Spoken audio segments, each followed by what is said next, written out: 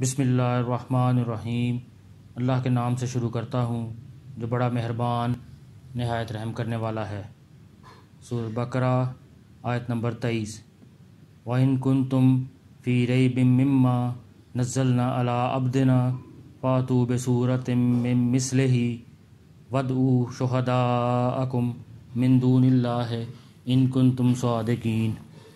اور اگر تم اس قرآن کے بارے میں ذرا بھی شک میں ہو جو ہم نے اپنے بندے محمد صلی اللہ علیہ وآلہ وسلم پر اتارا ہے تو اس جیسی کوئی ایک صورت ہی بنا لاؤ، اور اگر سچے ہو تو اللہ کے سوا اپنے تمام مددگاروں کو بلا لو۔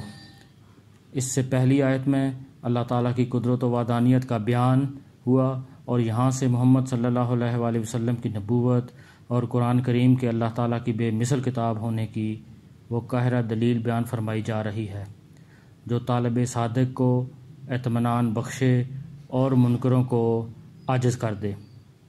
اللہ تعالیٰ کی عظمت کی سب سے بڑی دلیل محمد صلی اللہ علیہ وآلہ وسلم ہے، اور محمد صلی اللہ علیہ وآلہ وسلم کی عظمت کی سب سے بڑی دلیل قرآن ہے۔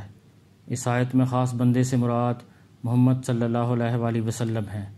اس آیت میں قرآن کے بے مثل ہونے پر دو ٹوک کھلی دلیل دی جا رہی ہے کہ اپنی فصاحت و بلاغت پر ناز کرنے والوں کو چیلنج ہے کہ اگر تم قرآن کو اللہ تعالیٰ کی کتاب نہیں سمجھتے بلکہ کسی انسان کی تصنیف سمجھتے ہو تو چونکہ تم بھی انسان ہو لہٰذا اس جیسی ایک صورت بنا کر لے آؤ، اور اگر ایسی کوئی صورت یا آیت نہ بنا سکو تو سمجھ لو کہ یہ قرآن اللہ تعالیٰ کی کتاب ہے، اور اللہ تعالیٰ کی کتاب کا انکار کرنے والوں کا انجام دوزخ ہے جو بطور خاص کافروں کے لیے تیار کی گئی ہے۔